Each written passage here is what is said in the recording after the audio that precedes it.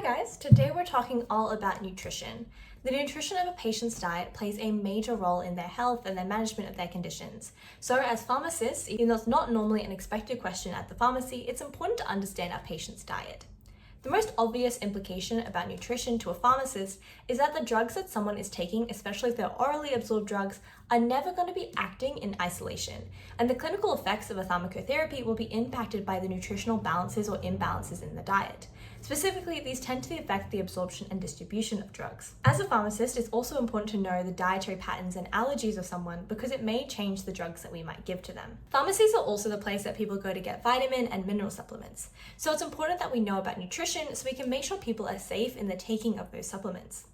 Also, sometimes diet change and physical activity is simply a better solution than a pharmaceutical approach. And so, in the interest of interconnected healthcare, we should try and understand nutrition science as well as pharmaceutical science. There are three basic parts to understanding nutrition: the nutrient level, the food level, and the dietary pattern level. We can understand these three levels by looking at the real-life example of cardiovascular disease. On the nutrient level, we can lower someone's intake of dietary sodium to lower the risk of cardiovascular disease. This is because dietary sodium has been heavily studied and shown to have a close link to the increase of blood pressure. We've conducted studies on other nutrients as well and their relationship with things like blood pressure, but they aren't very conclusive studies, or the conclusions they make are not very solid. This demonstrates a big problem with looking at diet through the nutrient level. It's very hard to study nutrients and their links to disease because humans do not eat nutrients, they eat foods. Foods have variable nutrient profiles, and so it's very hard to scientifically study the effects of one single nutrient in isolation. When we look on the food level, we see that we have evidence that certain food groups relate to chronic disease, and this chart demonstrates some of these food groups. It is worth noting that although, yes, fruits, nuts, fish, and veggies lower the risk of chronic disease, they are not a magic pill. And just because refined grains, starches, and sugars are harmful, that doesn't mean eating a little is going to immediately give you cardiovascular disease. Our food studies are going to be bucking up against the same problem that our nutrient studies are. We aren't just eating one single food. It's important to consider that there are many other factors at play. For example, fish, veggies, and fruits tend to be quite expensive, while refined grains, processed meats, and high sodium foods are generally cheaper. So if we were to study two populations eating these diets, the fresh food population is likely to have access to better healthcare, less financial stress, and other things that contribute to good health, not exclusively their diet.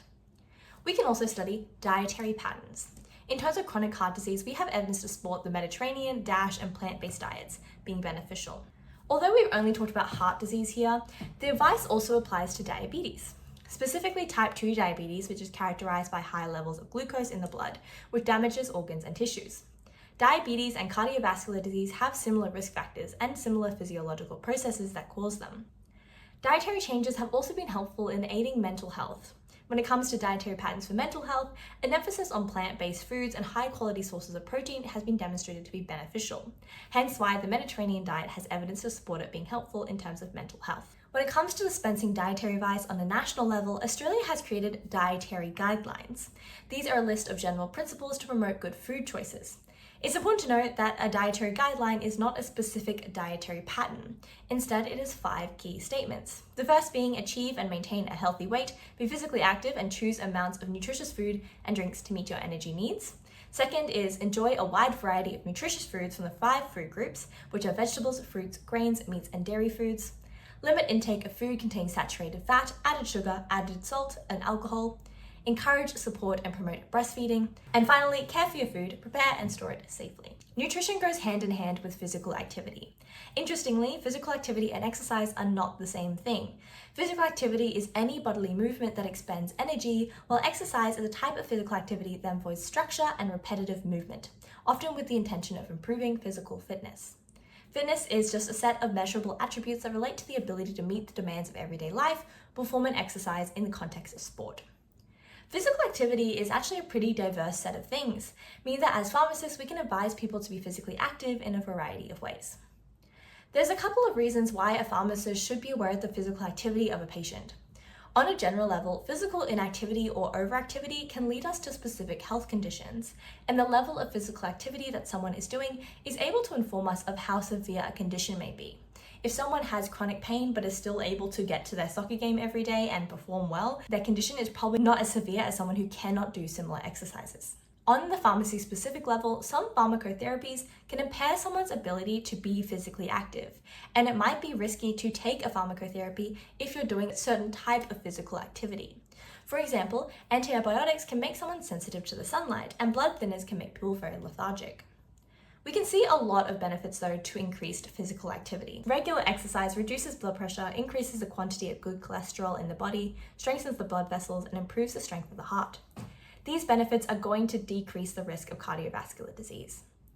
In observational studies, we can see that regular physical activity decreases the risk of cardiovascular disease by 30%, and the risk is decreased even more as the amount of physical activity is increased. We know from studies that exercise can also help with high glucose levels by moving glucose out of the blood to be used by muscle cells. This helps with blood glucose regulation and aids with decreasing the risk of type 2 diabetes.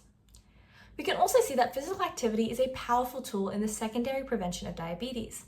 And in studies, we see that there's a 58% reduction of diabetes with lifestyle changes, which is a more powerful reduction than a pharmaceutical intervention of metformin. We also see evidence that physical activity reduces the risk of cancer.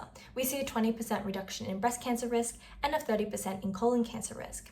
For a patient already struggling with cancer, we also see that physical activity improves quality of life by doing things like reducing cancer-related fatigue. Australia also has physical activity guidelines, but these are a bit different than the dietary ones because they are age dependent. For children up to the age of 18, an hour or more of daily physical activity is advised.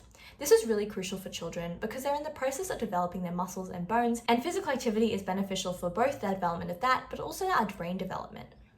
It is also advised that sedentary time is broken up, and no more than 2 hours of sedentary screen time a day.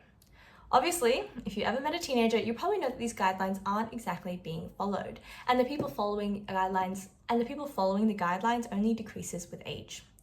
For adults, it's recommended to get 2 to 4 hours of moderate physical activity or 1 to 2 hours of vigorous physical activity every single week. And for older people, it's simply recommended to do some physical activity every single day. Anytime we change diet or physical activity levels for the sake of health is called a lifestyle intervention.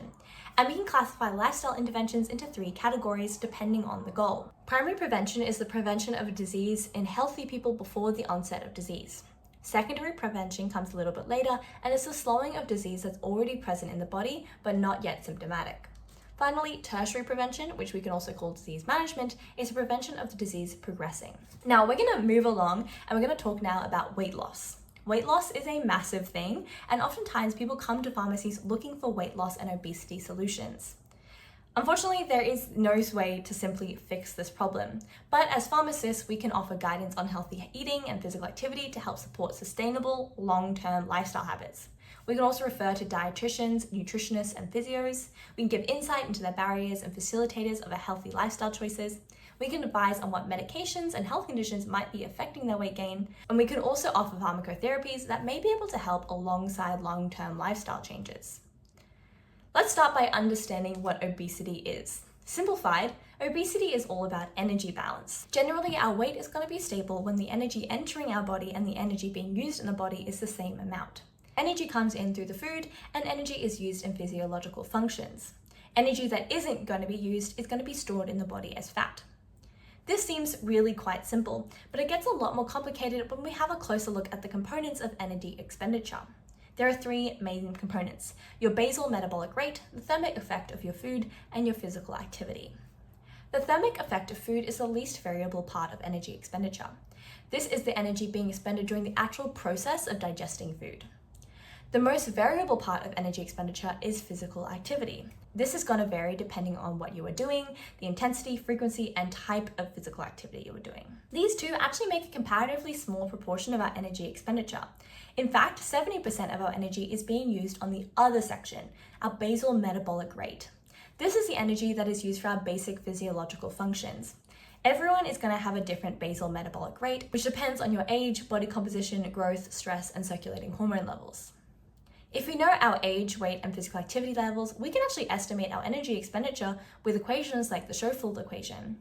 Someone who is very pedantic could hypothetically track their energy consumption and their energy expenditure to maintain their body weight. But this takes a lot of time and effort, and it may not even be worth it since there's a massive degree of error on these equations. Also, our energy intake isn't that simple either, because our desire to eat isn't something that we can just control. Our desire to eat comes from a myriad of factors, including physiological things like empty stomachs, hormones, as well as the five senses, but also cultural factors like social situations, or our favorite food, or the time of day. We have a very complex system which manages our hunger, and so it's not going to be surprising that people can often overeat, especially in the case of highly restrictive diets. We also have to consider things like the cost and availability of food, the influence of media, friends and family, the access to parks, walking tracks, and other recreational facilities, and time availability, which all affect someone's ability to regulate their energy needs. Weight loss also has a complicated psychology, which can actually lead to more problems as well. Almost every single diet is going to be working at the start, but most people are going to struggle to maintain the changes long term. This can be very discouraging and can lead to comfort food eating and, in very extreme cases, binge eating. A component of why weight loss is hard to maintain is that diets can be hard to adhere to in the long term, but another major factor is something we call adaptive thermogenesis. This is a system that our body employs to avoid rapid weight loss and rapid weight gain.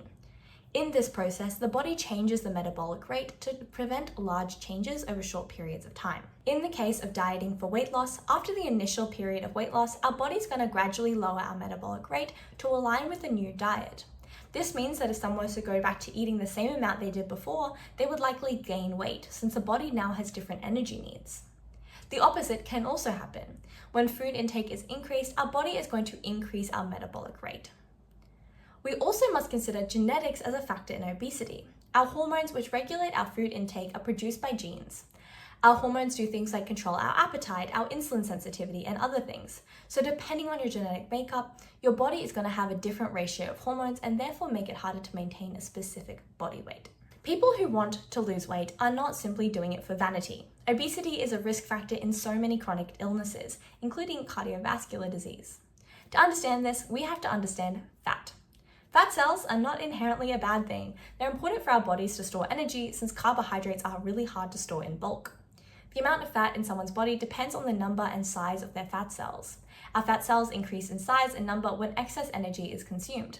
Interestingly, while our fat cells do decrease in size when we lose weight, they cannot decrease in number. The movement of energy between the bloodstream and the fatty tissue happens through enzymes that release fatty acids from triglycerides. These enzymes promote fat storage, hence why we can see an increased level of enzyme activity in people with obesity. Their enzymes are just very efficient at fat storage, which can make it harder for them to lose weight, since even a moderate increase in energy intake will have such a more dramatic effect, since their enzymes are just so good at turning energy into fat. The location of these enzymes is important in determining where fat is stored. In women, we see a lot of enzyme activity in the hips and thighs, and in men, we see a lot in the abdomen. We also see that women have a higher level of essential fat than men. Where fat is stored is very important in determining if it is a risk factor or not. There are two types of fat depending on storage location: subcutaneous and visceral. Subcutaneous fat is located underneath the skin and it's important for insulation. It's generally not a risk factor to have subcutaneous fat, and you should have subcutaneous fat. Visceral fat, on the other hand, is stored around the abdominal organs, in adipose tissue. If there's too much energy, our body may store fat also in the organs themselves, which can lead to a whole host of problems like heart failure and fatty liver disease. Visceral fat is metabolically active tissue which secretes molecules called adipokines. These play a major role in the regulation of appetite, insulin sensitivity, inflammation, and blood vessel function. When we have high levels of visceral fat, we can develop cardiovascular disease and inflammation. Chronic inflammation is very common in people with obesity, and this inflammation can lead to further issues with chronic disease. Obesity also leads to metabolic syndrome. This is a term we use to describe the metabolic disturbances that come from an increased amount of fat. These disturbances come from the production of hormones and inflammatory mediators that freak out our metabolic processes in the body. Metabolic syndrome is a massive risk factor when it comes to a variety of chronic diseases, but specifically it's huge in cardiovascular disease and diabetes. Speaking of diabetes, it's also good to consider insulin. This hormone is involved in the uptake of glucose from our blood to store in the muscles and liver. Insulin also encourages fat storage. Insulin resistance is when the cells are less responsive to insulin, which means that more and more insulin is going to be required to reduce the blood glucose. When insulin resistance reaches a certain point, it develops type 2 diabetes. Someone with type 2 diabetes is unable to lower their blood glucose after a meal. Type 2 diabetes is 3 times more likely to develop in someone with obesity because visceral fat cells are more insulin resistant than subcutaneous fat. How do we know if someone is actually obese? Determining someone's body composition isn't as simple as you think it is. The first thing someone will probably think to do is measure someone's weight on a scale, but this tells us nothing about actual body composition. We can add another part into our estimation and use both the body weight and the height of someone. This is their BMI or their body mass index. This is a pretty good option because it isn't very invasive and is very easy to calculate, but it can really lack accuracy. BMI classifies very muscular people as overweight and doesn't consider the location of fat either, which is super important. If we wanted to understand the location of fat, we may consider using someone's waist circumference, as this is where visceral fat is stored, or we can use a caliper to measure skin folds. Muscle and fat also have very different physical characteristics, which we can use to our advantage to measure body composition. Bioelectrical impedance uses a small electric current, and is typically how body composition machines determine body composition. Since lean body tissue has electrolytes which conduct electrical energy, the leaner someone is, the less resistant they are to the current. So we can measure the resistance to estimate body fat percentage. We can also weigh someone on land and then weigh someone in water and find the difference. Since fat and lean tissue have different densities, they will behave differently in water than they do on land. The best way to estimate someone's body composition is through DXA. This is an X-ray that tells the difference between muscle and fat and also tells us its location. Now, how do we lose weight? Scientifically, we study weight loss interventions in group comparison studies, when one group does one diet and another does another diet. It's important to note that there is massive limitations to these studies. Specifically, there's a lot of variation between groups, depending on an individual's ability to adhere to a diet and also the specific demographics of the groups. Most diets are probably going to be restricting carbohydrates and fats because these are the most energy-dense nutrients. This leads to a higher dietary focus on proteins, which is satiating but not as energy high. Low-fat diets tend to decrease the amount of fat in the diet but also increase the amount of water and fiber, since this brings on a sense of fullness. It's also important that when someone says they're on a low-fat diet, they aren't just grabbing food that is marketed as low-fat, since often these commercial products will have the same energy profile but just get the energy from different macronutrients and are also highly processed. Low-carb diets are pretty varied in terms of the amount of carbs they restrict their adherers to. They can be low as 50 grams of carbs a day or as high as 40% of the diet being carb. Low-carb diets tend to be more effective in the short term than low-fat diets, but we see that they have the same long-term results.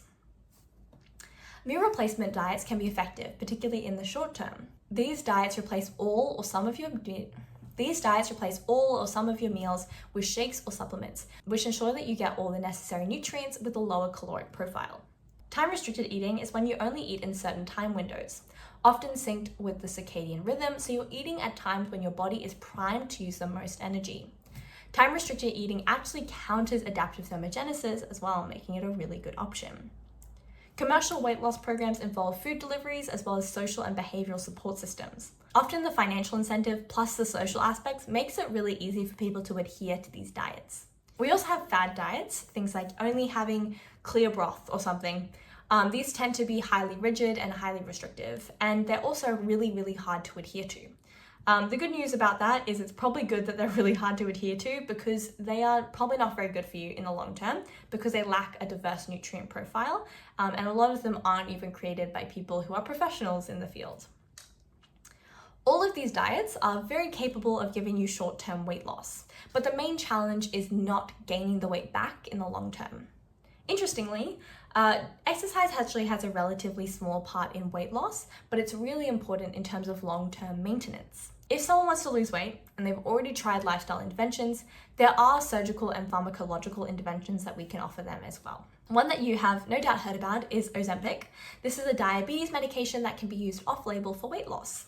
It's one of the first medications that we have that actually demonstrates significant weight loss, and it's a subcutaneous injection that's administered once a week.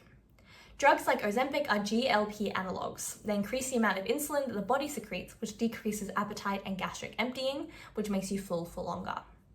Data on the long-term safety of Ozempic, especially for weight loss, is very limited, and we often see nausea and vomiting as common side effects when someone's just starting out their course of Ozempic. There's actually a new drug on the market which works similarly to Ozempic. It's called tirzepatide.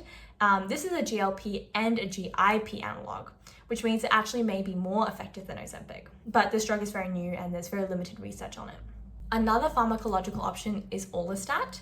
This is a drug that prevents the body from metabolizing fats. Because someone on orlistat isn't metabolizing fats, they usually excrete the fats. So this leads to side effects like oily stools, incontinence, and headaches because of their incontinence. For most people, the risks will outweigh the benefits for orlistat, especially when you consider that there is very little effect. And it's only really helpful for people who already have high fat diets. We mostly find that people who are on orlistat kind of get a reality check of how much fat they're eating and change their lifestyle dramatically as a result. Patients can also use phentermine. This is a drug that works on the nervous system and it increases energy expenditure and suppresses the appetite. This is not a really good option either. It can only be used in the short term because it acts on the central nervous system and has very limited effect as well. We also have fad products in the pharmacological space. These are normally supplements or complementary medicines, which means they're highly accessible to patients. So it's really important to keep in mind that they're not pharmaceutical products. They don't have to go through the high level of regulation that drugs do. And so they can be really dangerous and they can be used without a lot of education on the part of the patient. If someone is really struggling to manage their weight by themselves, it's probably a good option to refer them to a dietitian. These are health professionals who manage dietary plans and they're trained in identifying malnutrition, creating nutrient plans, and working in public education. A hospital nutritionist is also going to be able to help patients who can't eat properly and may need artificial nutrition and help patients in full-time care. An exercise physiologist can also be helpful. These health professionals advise on physical activity, work in injury management and prevention, and they create exercise programs and counseling on maintaining an active lifestyle. Thank you.